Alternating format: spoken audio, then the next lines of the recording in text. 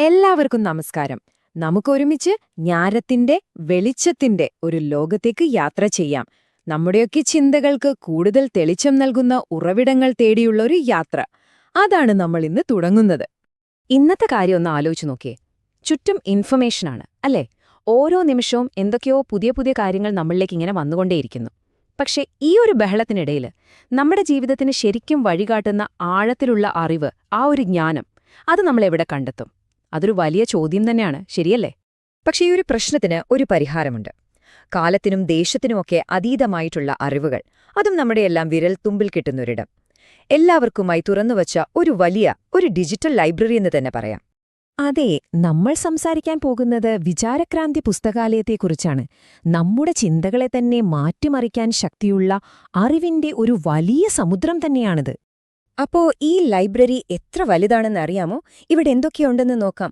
ആയിരക്കണക്കിന് പുസ്തകങ്ങളുണ്ട്, വർഷങ്ങളായിട്ടുള്ള പതിറ്റാണ്ടുകളായിട്ടുള്ള മാസികകൾ, പിന്നെ നമ്മളെ പ്രചോദിപ്പിക്കുന്ന ഒരുപാട് ലേഖനങ്ങൾ, കഥകൾ, പ്രഭാഷണങ്ങൾ, നമ്മുടെ ജീവിതത്തിന് തന്നെ ഒരു പുതിയ ദിശാബോധം തരുന്ന ഉദ്ധരണികൾ.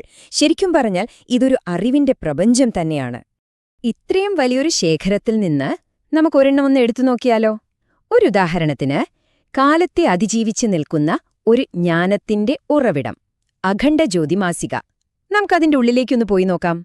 ഇപ്പോ നിങ്ങൾ ഈ കാണുന്നത് അഖണ്ഡജ്യോതി മാസികയുടെ 1960 ഏപ്രിൽ മാസത്തിലെ ഒരു കോപ്പിയാണ്.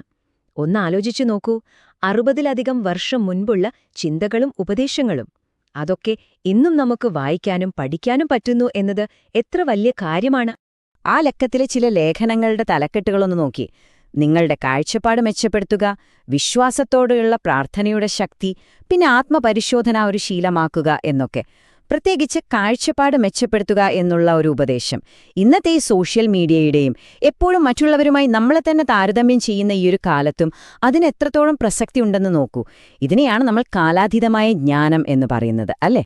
പക്ഷേ ഒരു കാര്യം നമ്മൾ മനസ്സിലാക്കണം. ഈ പുസ്തകാലയം വെറും ഒരു വായനാശാലയല്ല. ഇതിന് പിന്നിൽ അതിലും വലിയൊരു ലക്ഷ്യമുണ്ട്. ഓരോ വ്യക്തിയിലും ഒരു പരിവർത്തനം കൊണ്ടുവരിക എന്ന ലക്ഷ്യത്തോടെയുള്ള വിചാരക്രാന്തി എന്ന വലിയൊരു ദൗത്യത്തിന്റെ ഭാഗമാണിത്.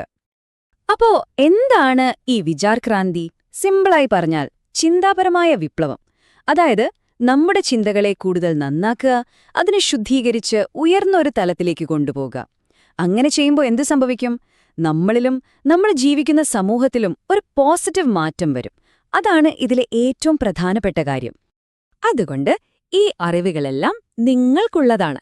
ഈ ജ്ഞാനത്തിന്റെ ലോകത്തേക്കുള്ള വാതിൽ തുറന്നു തന്നെ കിടക്കാണ്. നിങ്ങളുടെ യാത്ര തുടങ്ങാനുള്ള സമയമായി. ആ വെളിച്ചം നിങ്ങൾക്കായി കാത്തിരിക്കുന്നുണ്ട്. നോക്കൂ, ഈ ഒരു വാചകം നമ്മളിപ്പോൾ സംസാരിച്ചതിന്റെ എല്ലാം ഒരു സത്തയാണ്. അറിവ് ജീവിതത്തിൽ പ്രാവർത്തികമാക്കുമ്പോൾ മാത്രമേ ജ്ഞാനമായി മാറുന്നുള്ളൂ. എത്ര ശരിയാണല്ലേ? വെറുതെ വായിച്ചുകൂട്ടിയാൽ മാത്രം പോരാ. ആ കിട്ടിയ അറിവിനെ നമ്മുടെ ജീവിതത്തിൽ ഉപയോഗിക്കുമ്പോഴാണ് അത് ശരിക്കുമുള്ള ജ്ഞാനമായി മാറുന്നത്.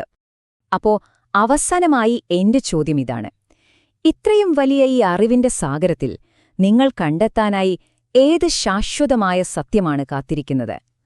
ആ ഒരു സത്യം കണ്ടെത്താനുള്ള യാത്ര, അത് നിങ്ങൾ എപ്പോൾ തുടങ്ങും?